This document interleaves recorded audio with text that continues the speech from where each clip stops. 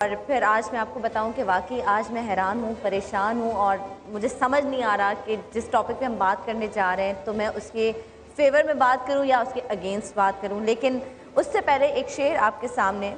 وہ خداوند میرا رب جہاں، وہ خداوند میرا رب جہاں جس نے عالم کو سجا رکھا ہے، وہ خداوند اکیلا ہے مگر اس نے بھی دوست بنا رکھا ہے. خدا کا بھی دوست ہے. اس نے اپنا پیغام پہنچانے کے لیے ہم تک اس نے بھی وسیلہ بنایا. تو کیا وسیلہ بنانا ٹھیک ہے؟ کچھ عقلی مثالیں آپ کو دیتی ہوں. جیسے ہمیں پانی چاہیے ہوتا ہے تو جی ہم اٹھتے ہیں، ہم جاتے ہیں، ہم اپنے ہاتھوں کو وسیلہ بناتے ہیں پانی اٹھا کے پینے کو. ہمیں کسی اور ملک جاننا ہوتا ہے تو ہم سواری کو وسیلہ بناتے ہیں. بہت ساری چیزیں آتی ہیں. تو یہ تو کچھ عقلی مثالیں ہیں. لیکن مزاروں پہ جانا، وہاں پہ دعائیں مانگنا، ان کو وسیلہ بنانا، ان سے منتیں مانگنا، کیا یہ بات صحیح ہے؟ وسیلہ بنانا چاہیے یا پھر رب کے اور آپ کے بیچ میں ایک وسیلہ ہے جو ہے نماز، دعا؟ کہتے ہیں نا کہ رب آپ کے شہ رگ سے بھی زیادہ قریب ہے، تو آپ اس کے اتنے قریب ہو، آپ ڈائریکٹ اسی سے مانگو. آپ کسی اور سے کیوں مانگتے ہو؟ کسی اور کی سفارش کیوں کرواتے ہو؟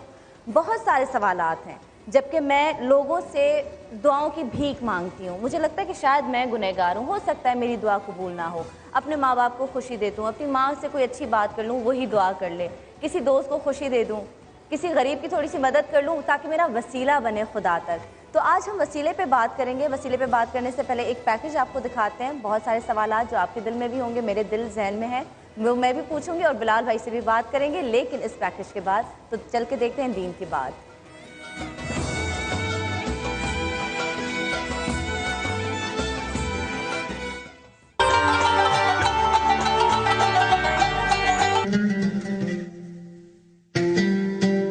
اے ایمان والو، اللہ سے ڈرتے رہو اور اس کی طرف پہنچنے کا وسیلہ تلاش کرتے رہو.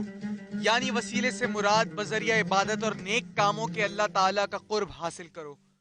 وسیلہ وہ ہے جس کے ذریعے سے منزل مقصود تک پہنچا جائے. بس اس وسیلے سے مراد وہ وسیلہ ہے جو اللہ تعالیٰ کی رضا حاصل کرنے میں کام آئے. یہ وسیلہ عبادت اور اطاعت کے ساتھ ہوتا ہے.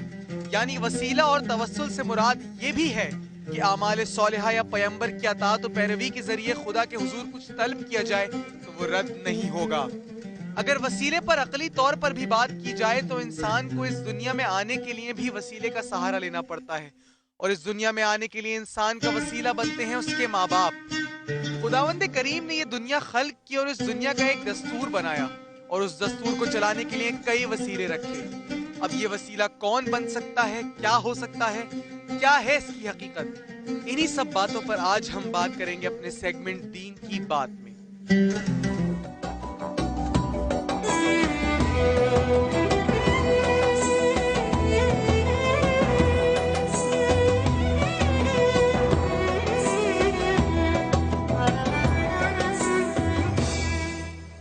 جی ناظرین، تو آپ نے یہ پیکج دیکھا. وسیلے پہ آپ لوگ سوالات کر سکتے ہیں، لیکن سب سے پہلا سوال جو میرا ہمیشہ جاتا ہے بلال بھائی کی طرف. بلال بھائی، وسیلے پہ آپ کیا کہیں گے؟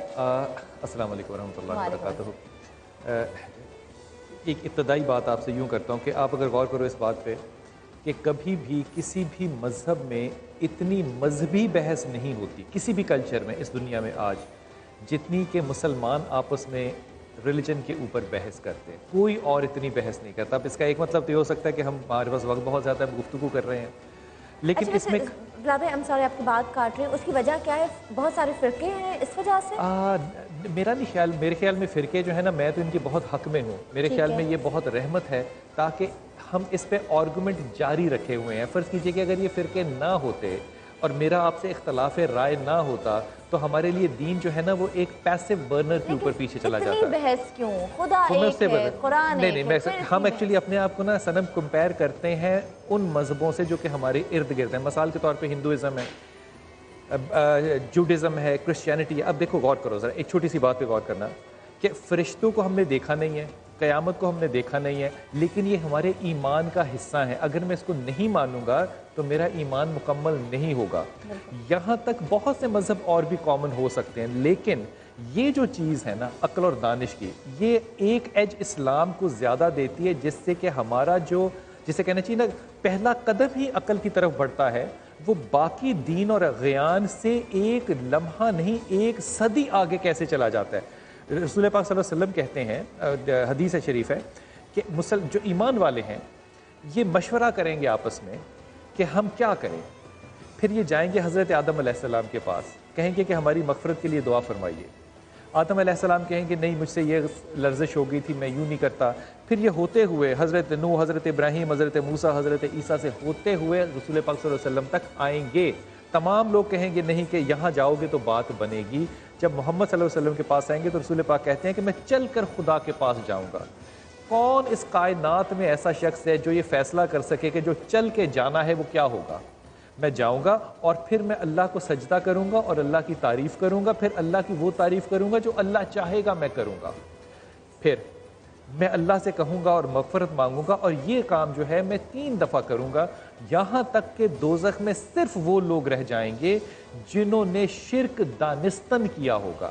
اب غور کرو اس بات پہ کہ اس ایک بات کے اندر جو میرے رسول نے بتائی، اس کے اندر وقت کا تعین کرنا، اس کے اندر مقام کا تعین کرنا، اس میں یہ تعین کرنا کہ خدا کیسے مجھے کہے گا جو پھر مجھ سے کہلوائے گا، وہ کون سے فاصلے ہوں گے جو میں خدا کی طرف طے کروں گا۔ اس کو 2 جملے کہتا ہوں، ایک تو آرگومنٹ کے اندر، بحث کے اندر ڈیپتھ ہوتی ہے نا، گہرائی ہوتی ہے، ایک ہوتا ہے لیول آف ڈیفیکلٹی کہ آپ بحث کو کتنا مشکل بنا سکتے ہو۔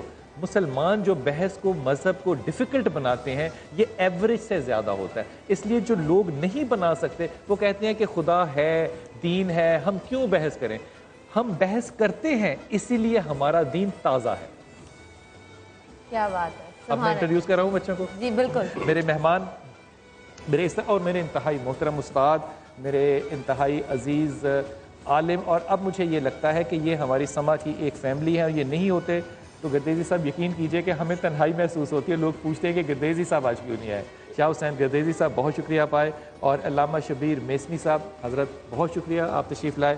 میرے اس طرف بیٹھے ہیں مولانا محمود شاہ صاحب، السلام علیکم، اور قاری خلیل الرحمان صاحب، حضرت السلام علیکم۔ حضرت آپ کی طرف اگر یہ سوال پہلے میں اس طرح لے کر آؤں کہ اگر توجہ فرمائیے سورہ نساء پہ، تو سورہ نساء میں ایک جگہ ایسا ذکر آتا ہے جس کا میں اپنے گمان سے ترجمہ ایسا کر رہا ہوں کہ انسان نے اپنے نفس کے اوپر بڑا ظلم کیا، اور جب یہ اللہ کے پاس حاضر ہوں گے تو اللہ کہتے ہیں رسول پاک صلی اللہ علیہ وسلم سے کہ یا رسول اللہ صلی اللہ علیہ وسلم اگر آپ بھی ان کے لیے مغفرت کی دعا مانگیں گے تو میں ان کی مغفرت قبول کر لوں گا۔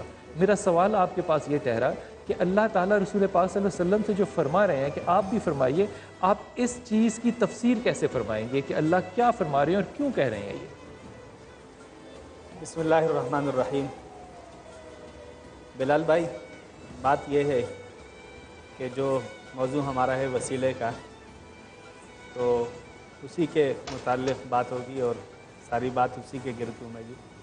جس آیت کا آپ نے حوالہ دیا ہے سورہ نساء میں، غالباً اس کے حوالے سے آپ نے رسول اکرم صلی اللہ علیہ وسلم کے حوالے سے فرمایا کہ اہل ایمان کے لیے اللہ رب العالمین ان سے کہیں گے کہ وہ دعا کریں ان کے استغفار کے لیے، ان کی نجات کے لیے۔ بلا شبہ رسول اکرم صلی اللہ علیہ وسلم شافع محشر ہے، اور وہ موقع جب آئے گا تو یقیناً آئے گا، اور رسول اکرم صلی اللہ علیہ وسلم کی شفاعت جب ٹھہرے گی تو الحمدللہ سچا مسلمان اس کے حصے میں ضرور وہ شفاعت آئے گی۔ لیکن فی الوقت جس وسیلے کی آپ بات فرما رہے ہیں، یہ وسیلہ آیا وسیلے کے بغیر بھی کام ہوگا یا نہیں؟ نہیں حضرت، میرا سوال یہ ہے کہ اس کا جو میں نے ترجمہ اپنے گمان سے پیش کیا، اس کی تفسیر کیا فرمائیے گا؟ یہ کیا چیز ہے جو اللہ تعالیٰ رسول پاک صلی اللہ علیہ وسلم سے کہہ رہے ہیں، اور اللہ تعالیٰ کیوں کہہ رہے ہیں میرے محمد سے کہ آپ ان کے لیے مغفرت مانگیے؟ کیوں ضرورت پیش آ رہی ہے یہ؟ دیکھیے بلال بھائی، اللہ کیوں کہہ رہے ہیں؟ اس لیے کہ لوگوں میں سے بہت سارے لوگ ایسے ہوں گے کہ جن کے لیے رسول اکرم صلی اللہ علیہ وسلم کی مغفرت ہی سے ان کا کام ہو سکے گا۔ کچھ ایسے بھی ہوں گے جن کا اس کے بغیر ہوگا کہ جن کے لیے رسول اکرم صلی اللہ علیہ وسلم مغفرت کریں گے تو ان کی مغفرت ہوگی، یعنی کچھ پاکیزہ ہستیاں تو وہ ہوں گی کہ جن کے لیے اللہ کے رسول صلی اللہ علیہ وسلم کی خواہش تو ہر آدمی کی ہوتی ہے نا کہ رسول اکرم صلی اللہ علیہ وسلم میری مغفرت فرما دے۔ اس کا مطلب وہ وسیلہ بنیں گے؟ بالکل، رسول اکرم صلی اللہ علیہ وسلم قیامت کے دن ان کی یہ شفاعت انسان کے حق میں وسیلہ بنے گی۔ باقی دنیا کے اندر آپ علیہ الصلاۃ والسلام کے مرتبے اور مقام کے مطابق اہل ایمان آپ کو وسیلہ مانتے ہیں، اچھا۔ آپ کے علاوہ باقی ہستیاں اور بزرگ ہستیاں ہیں، لیکن چونکہ شان رسالت صلی اللہ علیہ وسلم بعد از خدا بزرگ تو ہی قصہ مختصر، لہٰذا انسانوں میں سے ہمارے لیے رسول اکرم صلی اللہ علیہ وسلم سے آگے بڑھ کر کوئی وسیلہ نہیں ہے۔ اچھا بلال بھائی، یہ جو آج وسیلہ ہے یہ روز قیامت کے لیے ہے یا دنیا کے لیے بھی؟ نہیں، دنیا کے اندر ظاہر سی بات ہے کہ وسائل تو بہت سارے ہو سکتے ہیں، لیکن میں جو نقطہ آپ کو بتانے کی کوشش کر رہا ہوں بلال بھائی، وہ نقطہ یہ ہے کہ تمام انسانوں میں رسول اکرم صلی اللہ علیہ وسلم کی ذات اقدس ہی اس بات کی لائق ہے اور اس شان کے حامل ہے کہ آپ کو وسیلہ بنایا جائے، اور آپ کو وسیلہ بنایا جا سکتا ہے آپ کے علاوہ کسی اور، بلکہ اس میں تو علمی اختلاف بھی ہے، یعنی صحابہ کرام کے اندر اس پر اختلاف تھا۔ حضرت عمر رضی اللہ تعالیٰ عنہ فرماتے ہیں کہ جب رسول اکرم صلی اللہ علیہ وسلم ہمارے درمیان تھے اور آپ کی حیات کے اندر ہم آپ کو وسیلہ بناتے تھے، جب آپ علیہ الصلاۃ والسلام اس دنیا سے تشریف لے گئے، کننا نتوسل بعباس، ہم حضرت عباس جو کہ رسول اکرم صلی اللہ علیہ وسلم کے چچا تھے، انہیں پھر وسیلہ ہم نے بنایا۔ تو یہ علمی اختلاف کہ آیا رسول اکرم صلی اللہ علیہ وسلم کی ذات کو بھی وسیلہ بنایا جا سکتا ہے یا نہیں۔ اس میں اچھا بلال بھائی، اگر یہاں سے مجھے رسول اکرم کے زمانے کی سے بات کر رہی نا، جی آیت میں تو اللہ سبحانہ وتعالیٰ فرما رہے کہ جب گناہگار آپ کے پاس آئیں گے اور اب آپ ان کے لیے طلب مغفرت کریں، تو یہ قیامت کی گفتگو تو ابھی نہیں ہے، یہ تو دنیا کی گفتگو ہے۔ دنیا میں ہم وسیلے کی بات کر رہے ہیں۔ اگر میں آپ سے سوال کروں شاہ حسین گردیزی صاحب کے وسیلے سے آپ کی کیا مراد ہے؟ بس وسیلہ کیا بسم ہے؟ اللہ الرحمن الرحیم، قرآن حکیم فرقان حمید میں ہے، یا ایھا الذین آمنوا اتقوا اللہ وابتغوا الیہ الوسیلہ، اے لوگو اللہ سے ڈرو اور اس کی طرف وسیلہ تلاش کرو۔ تو گویا اللہ جل جلالہ نے حکم دیا ہے کہ اس کی طرف وسیلہ تلاش کرو۔ اب سوال یہ پیدا ہوتا ہے کہ وسیلہ کیا چیز ہوتی ہے؟ بالکل۔ ہمارے لغت کے جو امام ہیں لسان العرب والے ابن مکرم، انہوں نے یہ بات لکھی ہے کہ جب ایک ذریعے سے آدمی کسی تک پہنچتا ہے، ایک چیز سے دوسری چیز تک پہنچتا ہے، تو وہ وسیلہ قرار پاتا ہے، اور یہی بات تفسیر کشاف والے نے لکھی ہے وسیلے کے بارے میں۔ مطلب یہ ہے کہ اللہ جل جلالہ تک آپ پہنچیں گے تو کسی ذریعے سے پہنچیں گے، اور وہ سب سے بڑا ذریعہ حضور اکرم صلی اللہ علیہ وبارک وسلم کی ذات گرامی ہے۔ وسیلے کا یہی معنی ہے، ایک عرب شاعر کا ایک مصرع بھی ہے الکامل میں میرے ذہن میں، کہ کل الینا یبتغی الوسائل، کہ سارے کے سارے ہماری طرف وسائل کو تلاش کرتے ہیں اور ہم تک پہنچنے کی جو ہے نا وہ کوشش کرتے ہیں۔ تو وسیلہ جو ہے وہ ایک ذریعہ ہوتا ہے کہ ایک چیز سے آدمی دوسری چیز تک پہنچتا ہے، تو اس لیے اس کو جو ہے نا وسیلہ اب اللہ جل جلالہ کی طرف جو ہے پہنچنے کا ذریعہ سب سے بڑی جو ہے نا شخصیت جو ہے وہ حضور اکرم صلی اللہ علیہ وبارک وسلم کی ذات گرامی ہے۔ شاہ صاحب نے ابتدائی دور میں بہت اچھی گفتگو فرمائی ہے اس حوالے سے، تو لیکن آپ کی ذات جو ہے نا وہ وسیلہ ہے۔ کیوں کہ اگر آپ ہم کو کلمہ نہ سکھاتے، اللہ کی توحید ہم کو نہ بتاتے اور ہماری تربیت نہ کرتے، تو شاید آج ہم اس مقام پہ نہ ہوتے جہاں پر آج ہم کھڑے ہیں۔ تو یہ حضور اکرم صلی اللہ علیہ وبارک وسلم کے ذریعے سے ہمیں اللہ جل جلالہ کی معرفت ہوئی ہے۔ اور یہ حضرت آپ نے جو تفسیر ابھی اس سورہ نساء کی فرمائی، میں تھوڑی سی ایک وضاحت بھی کروں گا۔ وہ شاہ صاحب نے ابھی ایک بات کی ہے کہ حضرت عمر فاروق رضی اللہ تعالیٰ عنہ کا قول پیش کیا، اور وہ دنیا داری کے لحاظ سے ہے، جیسے انہوں نے فرمایا ہے کہ اللہم انا کنا نتوسل الیک، اور امام بخاری نے اس کو راوی بھی کیا، جی ہاں، کہ ہم جو ہے نا نبی اکرم علیہ الصلوۃ والسلام کے وسیلے سے دعا کرتے تھے۔ اب آپ تشریف لے گئے ہیں تو اب ہم نبی اکرم علیہ الصلوۃ والسلام کے چچا حضرت عباس کے وسیلے سے دعا کرتے ہیں، اے باری تعالیٰ ہم پہ بارش برسا۔ اب اس کے بارے میں جو شاہ صاحب نے نقطہ بیان فرمایا وہ اپنی جگہ پہ درست ہے، ہمیں اس سے انکار نہیں ہے کہ علماء نے وہ بات بھی کہی ہے، لیکن علماء نے یہ بات بھی کہی ہے کہ حضرت عمر فاروق رضی اللہ تعالیٰ عنہ نے حضرت عباس کو جو وسیلہ بنایا وہاں پر، وہ اس لیے بنایا تاکہ یہ بات معلوم ہو جائے کہ غیر نبی کو بھی وسیلہ بنایا جا سکتا ہے۔ یہ غیر نبی کو وسیلہ بنایا جا سکتا ہے کہ نہیں بنایا جا سکتا، یہ بریک پہ آنے کے بعد بات کرتے ہیں، چھوٹا سا وقفہ لیتے ہیں، واپس آتے ہیں، اس بات کو یہیں سے کنٹینیو کرتے ہیں۔ السلام علیکم ورحمۃ اللہ وبرکاتہ۔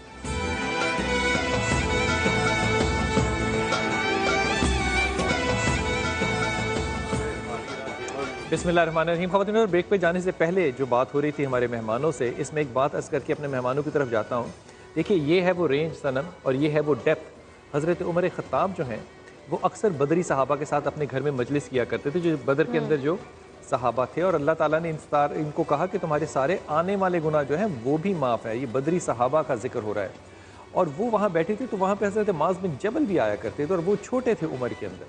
تو صحابہ نے بدری صحابہ نے کہا حضرت عمر خطاب سے کہ عمر اس جیسا تو ہمارے بیٹے ہیں. ذرا سخت لہجہ تھا یہ کہ یہ چھوٹا سا بچہ کیوں بلا لیتے ہو. حضرت عمر خطاب کو کہنا کوئی آسان کام تو نہیں تھا. حضرت عمر خطاب نے اگلے دن حضرت معاذ بن جبل کو پیچھے بٹھایا اور صحابہ جو بدری صحابہ تھے ان سے کہا کہ نصر من اللہ و فتح قریب کی جو آیت ہے یہ کیا معنی رکھتی ہے, کیا تفسیر رکھتی ہے, ذرا بیان فرمائیے اس کو کھولیے. تمام بدری صحابہ نے کہا کہ یہ فتح مکہ ہے. جب حضرت معاذ بن جبل سے پوچھا حضرت عمر فاروق نے کہ معاذ تمہارا کیا خیال ہے, حضرت معاذ ذرا غور کیجیے گا, حضرت معاذ کہتے ہیں کہ عمر اس سے مراد ہے کہ رسول پاک صلی اللہ علیہ وسلم کی زندگی اس دنیا سے اب پردہ کر جائے گی, اب آپ اس دنیا سے رخصت ہوں گے. یہ ہے فتح مبین. یہ جو اتنا بڑا فاصلہ ہے ایک ہی آیت کی تفسیر میں, یہ اگر اس وقت نظر آتا تھا تو یہ آج اس وقت بھی نظر آتا ہے. حضرت آپ کی توجہ میں اس طرف دلوانا چاہتا ہوں. آپ نے فرمایا کہ یہ جو سورہ نساء کی ہم آیت پہ بات کر رہے تھے بالکل ابتدا میں, یہ بات اللہ کے رسول کو دنیا میں کہی گئی اور یہ لاگو جو بات ہوگی دنیا پر ہوگی, جبکہ اگر میں صحیح سمجھا تو آپ نے حضرت فرمایا کہ یہ قیامت کے لیے ہے. اب یہ دنیا اور قیامت کا جو فاصلہ ہے تفسیر میں, اس اختلاف کو میں اختلاف تو نہیں کہوں گا, اس کو کیسے سمجھا جائے, اس میں درمیانی راستہ کیا آئے گا؟ اللہم صلی علی محمد وعلی محمد.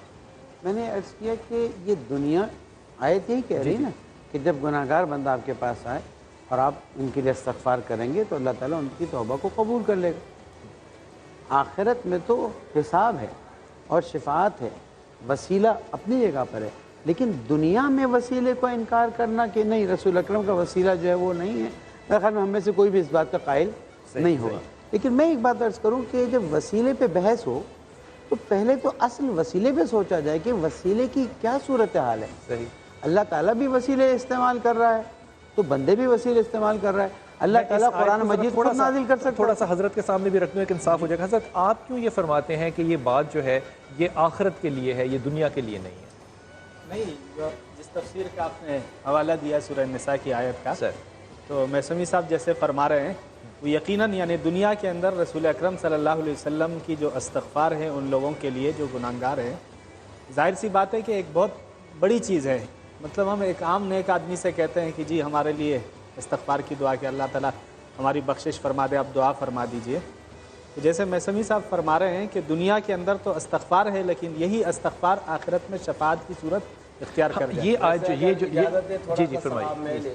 جی میرا خیال ہے جو شیخ نے بات کہی وہی زیادہ موضوع اور بہتر ہے اور شیخ سے صاحب ہوا ہے کہ یہ دنیا کے لیے صاحب ہوا ہے. جی, اور بہتر یہی ہے بات کہ یہ بات دنیا ہی کے لیے ہے اور اللہ کے رسول سے کہا گیا. اس کا مطلب ہم اس آیت کی روشنی میں, میں اپنے گمان سے بات کہہ رہا ہوں, ہم اس آیت کی روشنی میں اللہ کے رسول کو اس دنیا میں ایمان والوں کے لیے ایک وسیلہ تصور کر سکتے ہیں. کیا یہ جملہ درست ہوگا؟ یہ جملہ درست ہے اور وسیلہ ہیں, لیکن اس کی اب وضاحت ہونی چاہیے. اچھا جی, وضاحت سے پہلے ایک کال لے لوں میرے بھائی کا. ایک کالر سے بات کر کے اس کے بعد السلام علیکم. ہلو السلام علیکم. وعلیکم السلام. جی میرے بھائی کیا بات کریں گے؟ اچھا جی, میرا نام عاطف خان ہے اور میں بیلجیم سے بات کر رہا ہوں. جی. تو میرا ایک سوال ہے آپ سے. میری وائف ہے نا وہ ابھی مسلم ہوئی ہے, تو اس کا ایک سوال ہے. اس ٹاپک کے حساب سے نہیں ہے مگر پھر بھی وہ کہتی ہے کہ میں پوچھنا چاہتی ہوں نا. تو سوال یہ ہے نا کہ وہ پوچھنا چاہتی کہ یہ جو اللہ ہر جگہ پہ موجود ہے نا, جی, تو میں تو خود اپنے طرف سے اپنے علم کے تناسب سے اس کو کر رہا ہوں نا, سیٹسفائی کر رہا ہوں, لیکن پھر بھی وہ کہتی کہ نہیں مجھے کوئی اچھے سے مولوی سے پوچھنا ہے. تو وہ جی آپ سوال بتا دیں ہم پوچھ لیتے ہیں. اگر اللہ ہر جگہ پہ موجود ہے نا, یعنی ہر جگہ پہ دنیا میں, تو پھر یہ انجسٹس, یہ جھگڑے, یہ فسادات اور یہ بچے بھوک سے مر رہے, تو یہ کیوں ہو رہا ہے؟ اچھا یہ فرمائیے کہ آپ کی بیوی جب اسلام قبول انہوں نے نہیں کیا تھا تو وہ کس مسلک سے, کس دین سے تھیں؟ وہ پہلے تو کرسچن تھی, لیکن کرسچن ابھی اس طرح کے کرسچن نہیں رہے ہیں نا, کیونکہ ان کے چرچوں میں کچھ اس طرح کے کیس ہوئے, کوئی ایسے یعنی وہ بدگمانی کی بات نہیں ہے بھائی، آپ کا سوال بھی پہنچ گیا اور آپ اس بات کو توجہ سے فرمائیے سنیے.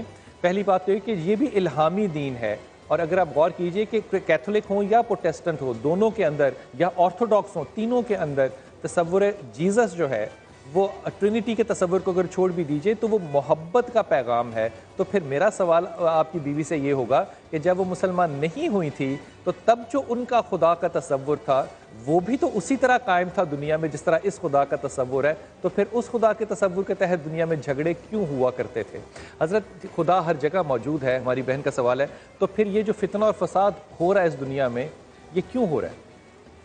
ظہر الفساد فی البر والبحر بما کسبت ایدی الناس. ہماری بہن کو شاید سمجھ نہ آئے اس عربی. کا جواب قرآن حکیم میں قرآن ہے. یہ فرما اگر اس دیجیے. کو اردو میں اللہ رب العالمین فرماتے ہیں کہ خشکی اور تری میں جو فساد برپا ہوتا ہے اس میں خود انسان کا اپنا ہاتھ ہے. تو اللہ رب العالمین تو ہر جگہ ہے، لیکن اللہ رب العالمین نے دنیا کے اندر انسان کو الگ الگ مزاج عطا فرمائے ہیں، اور اس مزاج کی تفریق کی بنا پر بہت سارے مسائل انسانوں کے ہاں جنم لیتے ہیں. یہ تو ایک انسانی بات ہو گئی نا، انسان کی فطرت ہے. لیکن بات یہ ہے، بات تو ہے کہ خدا ہر جگہ ہے، تو پھر کیوں؟ کہ اللہ جل جلالہ نے انسان کو جو اختیار دیا ہے اس اختیار کی وجہ سے انسان کبھی ایسا ہوتا ہے بدی کی طرف مائل ہو جاتا ہے، تو اس کی وجہ سے فساد پیدا ہوتا ہے. تو فساد جو ہے وہ بندے کی طرف سے ہوتا ہے. تو اللہ جل جلالہ کا جو نظام ہے وہ انسان کے اوپر جبر کا نہیں ہے. اللہ نے دونوں راستے اس کے سامنے رکھ دیے ہیں، نیکی اور بدی کا. وہ چاہے تو وہ اس پہ جائے، چاہے تو وہ اس پہ جائے. باقی رہ گی وہ جو شاہ صاحب نے وسیلے کی بات کی تھی آخرت میں، ان کا مطلب میں یہ سمجھا ہوں کہ حضور اکرم صلی اللہ علیہ وبارک وسلم دنیا میں بھی ہمارا وسیلہ ہے اور آخرت میں بھی وہ ہمارا وسیلہ ہے کہ ہم انہی کی وجہ سے جنت میں جائیں. ایسا ہی یہ ان کا اس پہ مطلب کوئی ہے. آپ کا سوال یا آپ کی کوئی تفسیر تو نہیں اس پہ حضرت قاری صاحب؟ اصل میں سوال آپ کا آیت کی تفسیر کے حوالے سے تھا. اس میں تو کوئی اختلاف نہیں، جنت میں آپ جانے کے لیے بھی ہم ان کے اور آخرت شفاعت کے محتاج ہیں. اب میرا سوال جو ہے نا، ایکچولی میں سوال آپ کو اب پیش کرنے لگا ہوں. جی ہاں، پہلی تو میری تمہید تھی. سوال حضرت آپ سے یہ تیار ہے بیٹھا ہوں کہ جب حضرت عمر نے یہ فرمایا اور امام بخاری نے اس کو راوی کیا کہ حضرت عباس جو آپ کے چچا ہیں ہم ان کے پاس جایا کرتے تھے، اور ہماری ماں حضرت عائشہ سے جو راوی ہیں وہ آپ کے روضہ مبارک کے بارے میں کہ آپ نے کہا تھا چھت کھول دو تاکہ یہاں پہ روشنی آئے. میں اس بات کو، اس حدیث کو ابھی بسم اللہ الرحمن الرحیم. پہلے تو محترم بلال صاحب آپ کا اور صبا کا یہ میری یہاں پہلی حاضری ہے. شکریہ کہ عقیدے جیسے اس اہم موضوع پر آپ نے اس ناچیز حضرت آپ کی تشریف آوری ہے، یہ ہم آپ کے شکر گزار ہیں. عقیدے جیسے اہم موضوع پر اس ناچیز کو آپ نے سعادت بخشی. اللہ رب العالمین آپ کو عزت دے، جزاکم اللہ. دوسری بات یہ ہے کہ وسیلے کے اصل موضوع کو سمجھنا چاہیے. وسیلے کی دو قسمیں ہیں. سر پہلے سوال پھر قسموں پہ آئیں گے. نہیں، اسی سوال پر اسی میں حضرت نہیں ادھر ہی رہیے. جو حضرت عمر نے کہا، حضرت عمر کا وقت رسول پاک صلی اللہ علیہ وسلم کے ساتھ گزرا ہے اور صحابہ، اور مطلب یہ کوئی چھوٹے صحابہ تو نہیں ہے، یہ امیر المومنین ہے. امیر المومنین خود وسیلہ کیوں نہیں ہے؟ انہوں نے آپ کے چچا کو وسیلہ کیوں بنایا؟ وہ بھی وسیلہ ہیں. چچا کو وسیلہ بنانے کا وسیلہ کون بنا؟ چچا کو وسیلہ کس نے بنایا؟ حضرت عمر فاروق نے بنایا. تو پہلے وسیلہ وہ ہیں، یعنی حضرت عباس کو وسیلہ بنانے والے عمر فاروق ہیں. بات یوں نہیں ہے. اصل بات پھر وہیں آ جائے گی کہ جب تک وہ بات نہیں نکلے حضرت آپ کی پہلی بات پہ اگر ہوں، آپ کہہ رہے ہیں، جی آپ ناراض نہ ہوئیے گا، نہیں، میں اپنی کم عقلی کے لیے مجھے پوچھ رہا خوشی ہوں ہوگی. بڑی معذرت کے ساتھ. آپ کہہ رہے ہیں کہ حضرت عباس کو تو کہا گیا کہ آپ وسیلہ ہیں، آپ دعا فرمائیے کیونکہ آپ چچا ہیں رسول پاک صلی اللہ علیہ وسلم کے. جی. لیکن آپ فرما رہے ہیں کہ حضرت عباس سے پہلے حضرت عمر وسیلہ بن گئے کیونکہ حضرت عمر نے کہا. جی. اب میں تیسری بات کہتا ہوں، اس کا مطلب امام بخاری بھی وسیلہ بن گئے کیونکہ امام بخاری نے عمر کو پہنچایا. عمر کا وسیلہ امام بخاری بن گئے کیا؟ دیکھیں بات یہ ہے، اس منطق کے تحت تو امام بخاری وسیلہ بن گئے حضرت عمر کا. تمام محدثین وہ حدیث پہنچانے کا وسیلہ، یعنی حدیث پہنچانے کا وسیلہ. تصور کی بات کر رہے ہیں نا، وسیلے کے تصور کی، پہنچا جانے والی بات تو میں وہی، آپ نے مجھے وہ بات کرنے نہیں دی جس سے یہ بات اصل میں نکھرنی تھی. سر وسیلے کی دو بنیادی قسمیں ہیں، ایک مشروع ہے، ایک غیر مشروع ہے. ایک وسیلہ ممنوع ہے جو غیر مشروع ہے، ایک وسیلہ جائز ہے. اور یہ کس نے بنایا سر؟ ایک سیکنڈ، یہ مشروع کس نے بنایا اور غیر مشروع کس نے بنایا؟ علماء نے، جن سے آپ پوچھ رہے ہیں. سر میں تو قرآن اور حدیث کی بات کر رہا ہوں نا. ہاں تو قرآن حدیث سے نکلے گا نا. کیسے؟ اس کے آپ دلائل سنیں گے تو پھر میں دوں گا نا. آپ مجھے سنانے کا موقع ہی نہیں دے سر رہے. میں سن رہا ہوں سر. پہلی بات یہ ہے کہ جو مشروع اور غیر مشروع ہے کتاب و سنت کی بنیاد پر ہے. اب اس کے دلائل کیا ہیں؟ جو حضرت عمر نے حضرت عباس کو وسیلہ بنایا، اس وقت روضہ رسول موجود نہیں تھا. روضہ رسول نہیں تھا، موجود نہیں تھا مدینے میں. یہ عمل مدینے میں ہوا نا. جی بالکل. روضہ رسول موجود تھا بالکل. تو حضرت عمر کو حضرت عباس کو پکڑ کر آگے کرنے کی کیا ضرورت تھی؟ روضہ رسول موجود ہے، آپ وہاں چلے جاتے، آپ وہاں درخواست کرتے. اللہ کے رسول ہم پہلے بھی آپ میں اپنے گمان سے کہہ رہا ہوں، حضرت عمر کا خطاب کا گمان یہ تھا کہ میں اللہ کے رسول کے وہاں جانے کی بجائے ان کے اہل بیت جو ہے ان کے پاس بھی چلا جاؤں گا تو وہ بھی میرا وسیلہ ہے. محترم بلال صاحب، سوال ہمیشہ چھوٹا ہوتا ہے اور جواب لمبا ہوتا ہے، اور یہاں جواب چھوٹے ہیں، سوال لمبے ہیں. حضرت میری تشبیہ نہیں ہو رہی نا، میری تسلی نہیں ہو رہی. تسلی سنیں گے تو ہوگی نا. سر فرمائیے. بغیر سنے میرے دل کی بات تو آپ کو پتہ ہی نہیں جب تک میں زبان پر نہیں لاؤں گا. تو حضرت عمر فاروق رضی اللہ تعالیٰ عنہ نے روضہ اقدس پر حاضری دے کر وسیلہ نہیں بنایا. حالانکہ آپ یہ کہہ سکتے تھے، اللہ کے نبی جب تک آپ تھے جب بھی ہم آپ کو آگے کیا کرتے تھے، اب بھی آپ ہیں، اب بھی آپ ہی آگے ہیں. آپ حضرت عمر کی دعا کے الفاظ یہ ہیں کہ کنّا نتوسل الیک بنبیک، اے اللہ ہم تیرے نبی کو آگے کر کے ہم تیری طرف وسیلہ بنایا کرتے تھے، دعا مانگتے تھے، تو ہمیں بارش دیتا تھا وغیرہ وغیرہ. اور اب جو ہے ہم نبی ہم سے تو نے لے لیا، آج وہ ہم میں موجود نہیں ہے. آج ہم نتوسل الیک بعم نبی کا، ہم تیرے نبی کے چچا کو ہم آگے لائے ہیں اور تو ہمیں بارش دے. اور اللہ تعالیٰ اسی طرح بارش دیتا تھا. اس سے یہ ظاہر ہو گئی کہ وسیلہ زندے کا ہے، فوت ہونے والے کا نہیں. جیسے انہوں نے شروع میں گفتگو آغاز کیا، مزاروں پہ جا کے لوگ دعائیں کرتے ہیں، ادھر کرتے ہیں. ابھی مزاروں کو رہنے دیں، ابھی اسی پہ بات کر لیں. آپ کے ٹاپک میں چھڑی نا بات. اچھا ابھی اس موضوع پہ ہی رہیں ذرا، اسی طرف حضرت آپ عمر کے خطاب کی ٹاپک طرف. میں آغاز یہیں سے ہوا. اچھا جی سر فرمائیے. تو مزاروں پہ جا کے لوگ دعائیں مانگتے ہیں، ان کو وسیلہ بناتے ہیں. اب یہ فوت ہو چکے ہیں. جتنی مثالیں قرآن و سنت میں ملتی ہیں وہ زندے کا وسیلہ ہے.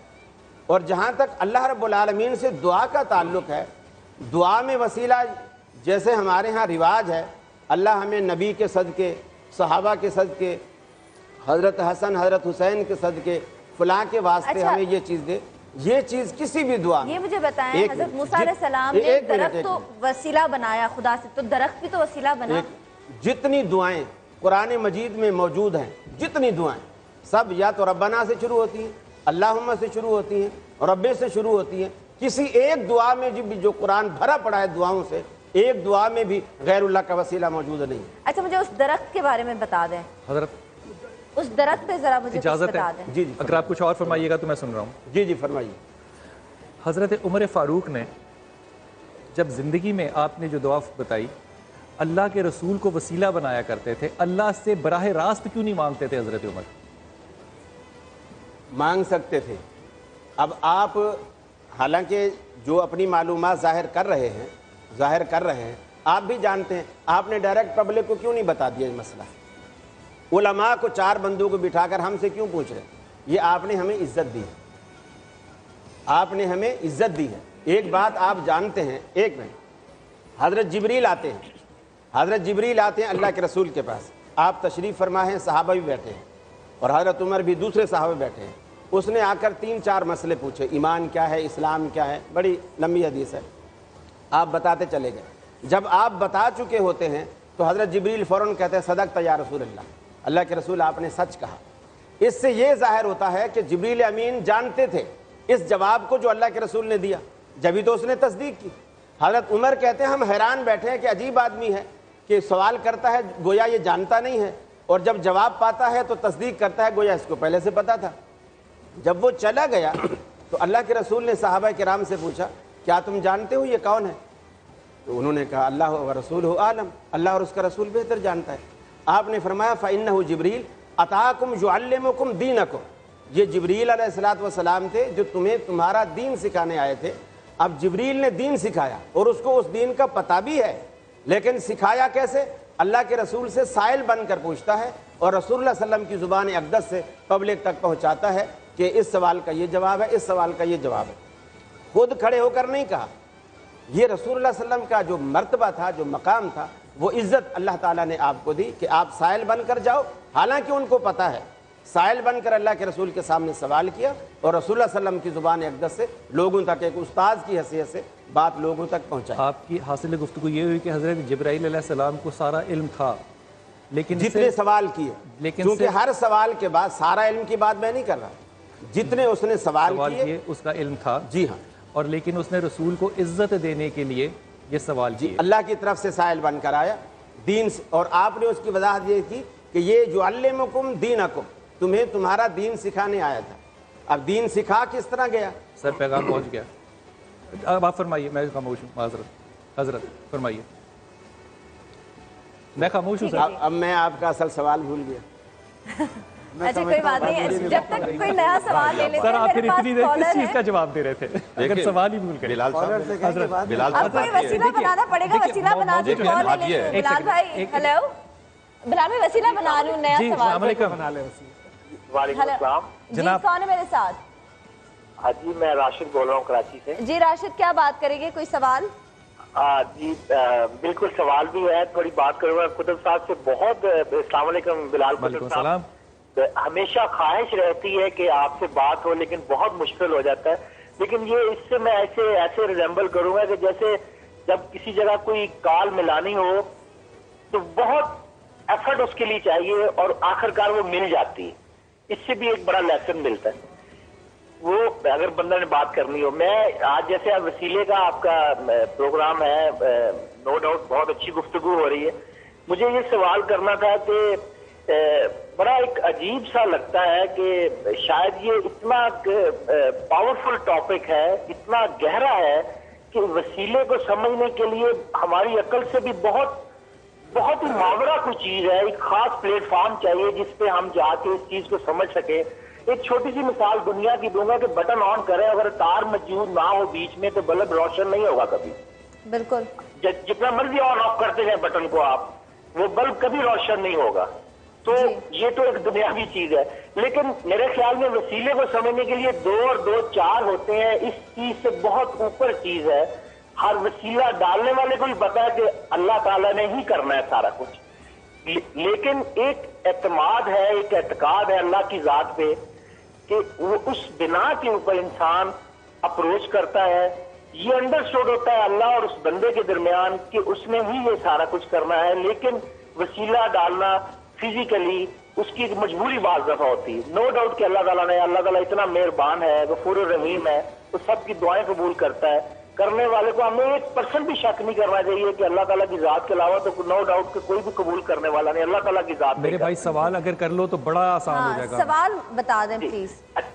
بس میرا یہی تھا، ایک تو میرے ذہن میں یہ آتا ہے کہ جیسے حضور صلی اللہ علیہ وآلہ وسلم پر جب وحی آتی تھی تو اللہ تعالیٰ جبرائیل علیہ السلام کے تھرو بھیجا کرتے تھے۔ اس کا جواب تو ہو گیا نا، اس کا جواب تو ہو وسیلہ گیا۔ ہی کہیں گے نا؟ جی بالکل وسیلہ ہی کہیں جبرائیل گے۔ حضرت نے فرمایا جبرائیل علیہ السلام جب آتے ہیں رسول پاک صلی اللہ علیہ وسلم کے لیے تو وہ جو محدود علم لے کر آتے ہیں وہ حضرت جبرائیل رسول پاک صلی اللہ علیہ وسلم کو عزت دینے کے لیے آتے ہیں، احترام دینے کے لیے آتے ہیں، وقفے پہ جاتے ہیں۔ اور میں یہ سوال جو ہے یہ اپنے علماء کرام کے سامنے رکھوں گا کہ کیا جبرائیل علیہ السلام رسول پاک صلی اللہ علیہ وسلم کو عزت دیں گے؟ وقفہ لیجیے، واپس آئیے۔ السلام علیکم ورحمۃ اللہ وبرکاتہ۔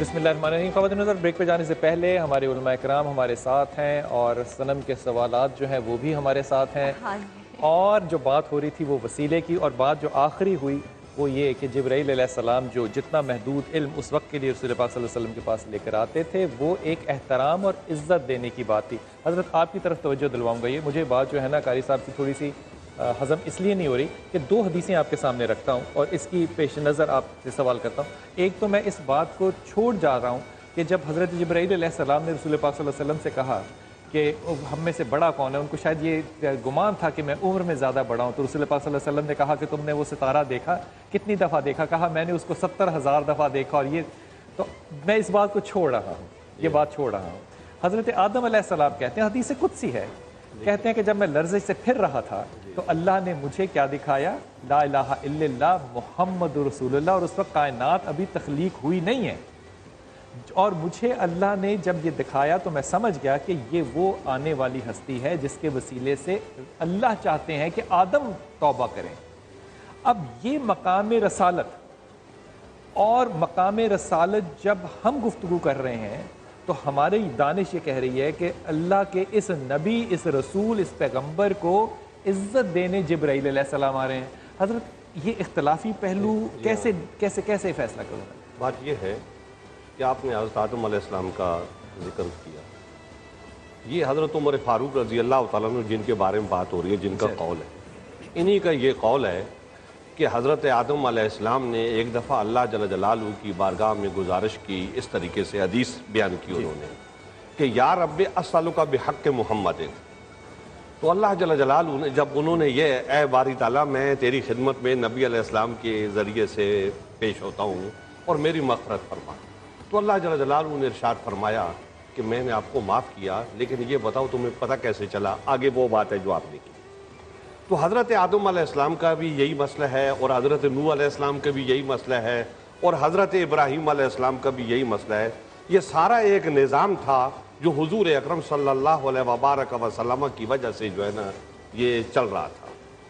حضور اکرم صلی اللہ علیہ وبارک وسلم کی پیدائش سے پہلے قرآن حکیم یہ بات کہتا ہے کہ وَقَانُوا مِن قَبْلُ يَسْتَفْتِحُونَ عَلَى الَّذِينَ كَفَرُوا، کہ یہ یہود و نصارہ جو آج آپ کی مخالفت کرتے ہیں، یہ جب پہلے آپ سے پہلے اعلان نبوت سے اور آپ کے آنے سے پہلے یہ آپ کا وسیلہ دے کے اللہ کی بارگاہ میں گزارش کرتے تھے کہ اے نبی، اے اللہ اس نبی کی برکت سے ہمیں اپنے دشمن پہ کامیابی عطا فرما، جو ابھی تو آنے والا ہے۔ ابھی آپ اس دنیا میں تشریف بھی نہیں لائے تھے۔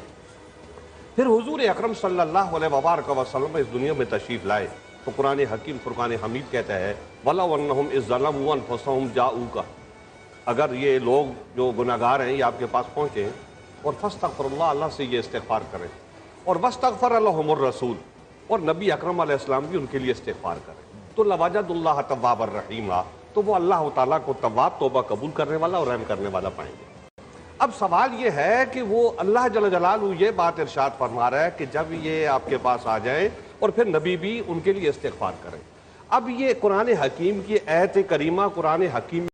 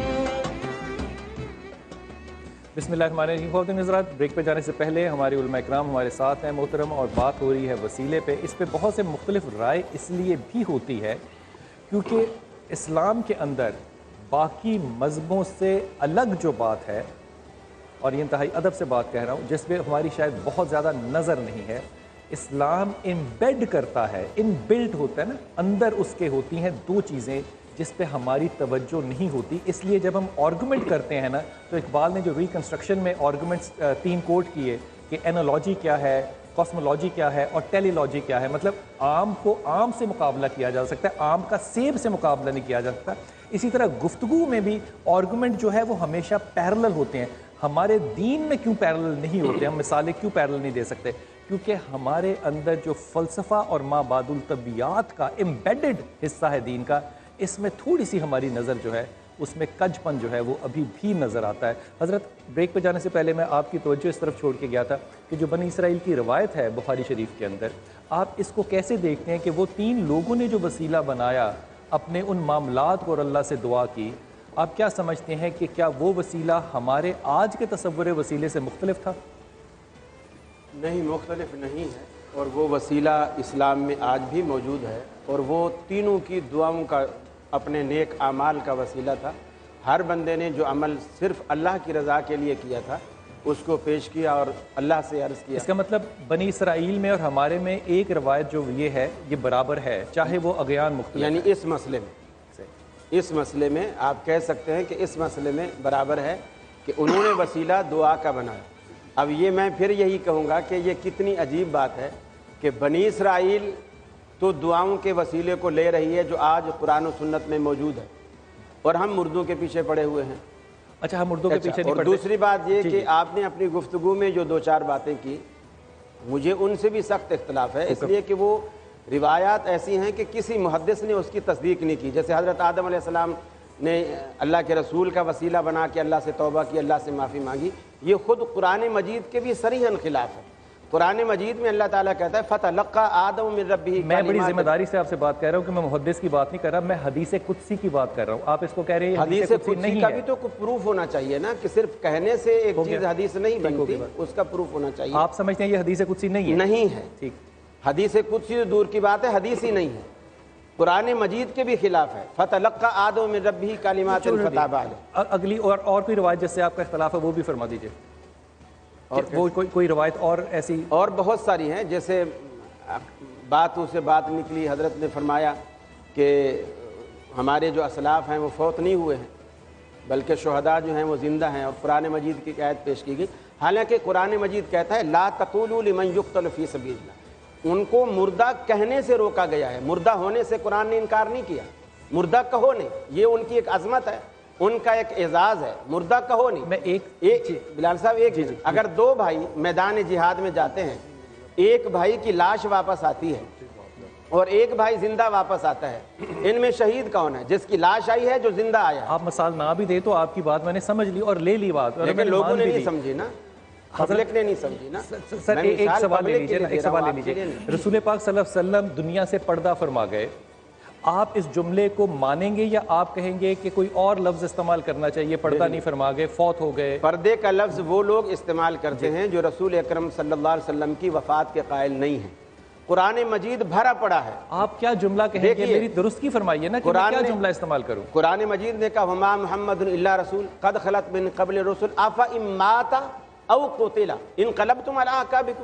صدیق اکبر نے جو پہلا خطبہ رسول اللہ صلی اللہ علیہ وسلم کی پیشانی چومنے کے بعد صدیق اکبر نے جو مسجد میں آ کے دیا، حضرت عمر ننگی تلوار لیے کھڑے ہیں. اگر کسی نے کہا حضور فوت ہو گئے تو میں گردن اڑاؤں گا، انہوں نے اس کی بھی پرواہ نہیں کی. اور پہلا جملہ یہ کہا کہ من کان یعبد محمدا فإن محمدا قد مات. مان لی بات. میں جملہ کیا استعمال کیا کروں، میں کیا کہا کروں جب میں نے کہنا ہو؟ جملہ فرمائیے.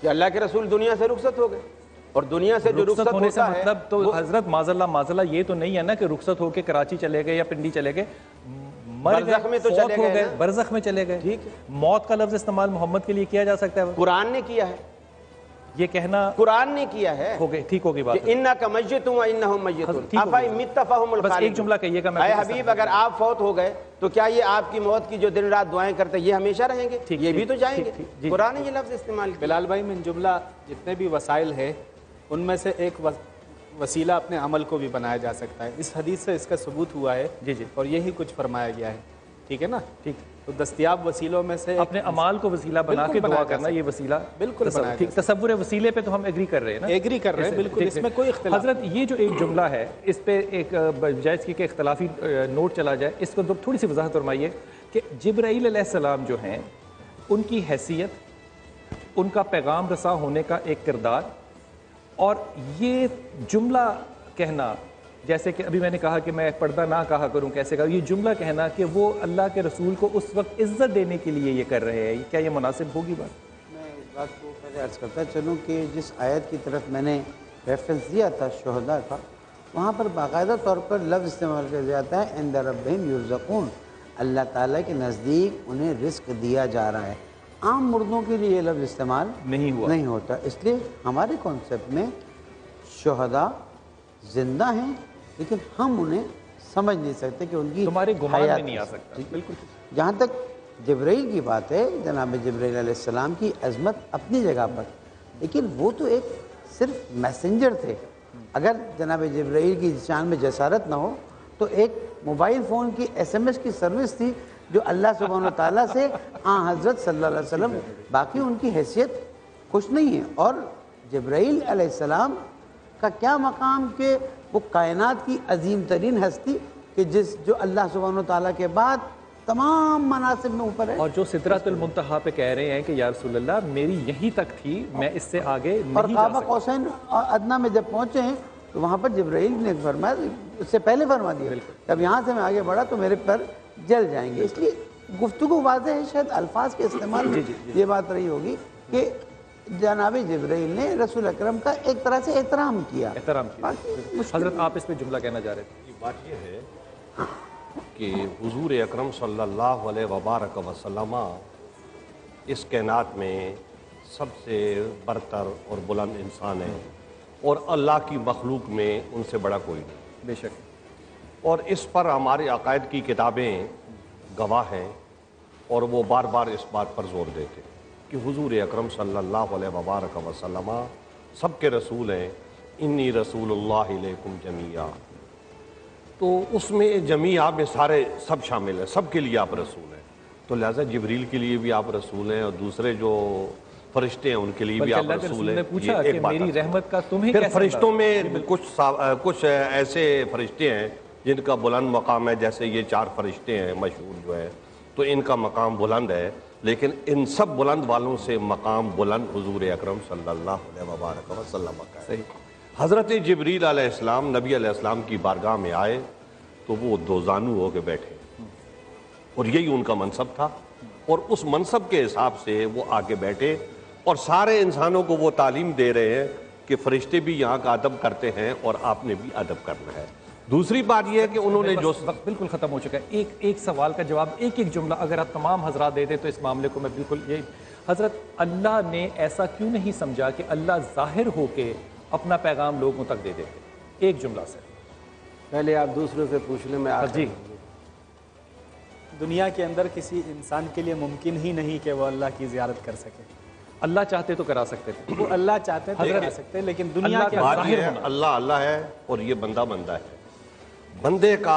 بندہ بہت نیچے ہے اور اللہ جل جلالہ بہت بلند ہے، درمیان میں رابطے کا کوئی ذریعہ چاہیے، وسیلہ۔ یہ ہڈی ہوتی ہے، ایک ہڈی ہوتی ہے، یہ اس ہڈی کے ذریعے سے مجھے کاٹ دیں گے سر، ایک جملہ فرما بالکل واضح طور پر کہ انسان محدود ہے، اس کی عقل محدود ہے، اللہ سبحانہ وتعالیٰ نے ہم پر کرم کیا ہے کہ اس نے وسیلوں کے ذریعے ہمیں اپنے سے مربوط ہونے کی توفیق۔ بڑی خوبصورت بات کی حضرت، چھوٹے سے وقفے پہ جاؤں گا۔ خواتین حضرات، ایک بڑے اچھے استاد نے اپنی کتاب میں کہا، احمد رفیق نے، کہ اگر خدا ظاہر ہو جاتے تو خدا جبر ہو جاتے، وہ رب العالمین اور یہ رحمت العالمین، خدا نے ہم پہ نرمی کی، اپنے لیے وسیلے کو ڈھونڈا ہم تک پہنچانے کے لیے اپنا پیغام۔ وقفے پہ جائیے، واپس آئیے۔ السلام علیکم ورحمۃ اللہ وبرکاتہ۔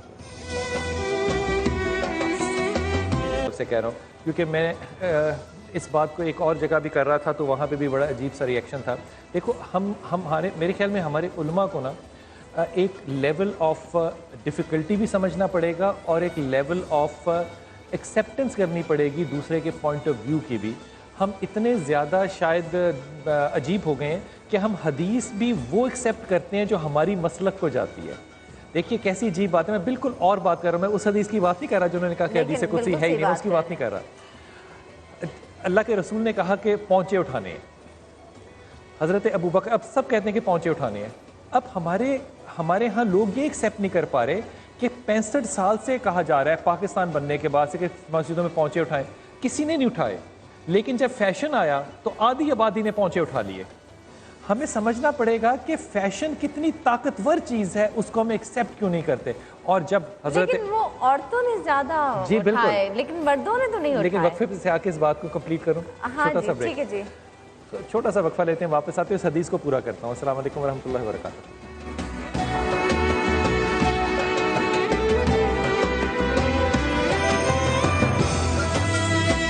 علماء کرام ہیں, ان کو میرے خیال میں تھوڑا سا ایک قدم ہمارے لیے آگے بڑھنا پڑے گا.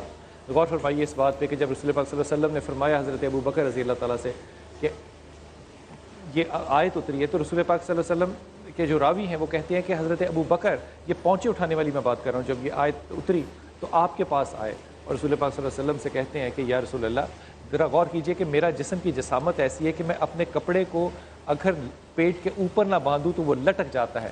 اور رسول پاک صلی اللہ علیہ وسلم نے کیا کہا؟ رسول پاک صلی اللہ علیہ وسلم کہتے ہیں کہ ابو بکر, یہ جو بات ہے پونچے لٹکانے کی, یہ تکبر والوں کے لیے ہے. اب اگر اس پوری بات کو دیکھیے گا تو پونچے نیچے لٹکانا جو ہے تکبر کی نشانیوں میں سے ہے, اور پونچے اونچے اٹھانا جو ہے یہ حکم ضرور ہے, لیکن یہ آپ کے اوپر پوری حدیث کی روشنی میں اگر غور کیجیے تو آپ پہ اتنا بڑا فرض نہیں ہے. اگر آپ نے جین پہنی ہے اور ایک جیکٹ پہنی ہے تو آپ اس میں نماز ادا کر سکتے ہیں. ٹھیک ہے جی, بہت شکریہ. اور ناظرین آپ سے اجازت چاہتے ہیں, جاتے جاتے میں چاہوں گی کہ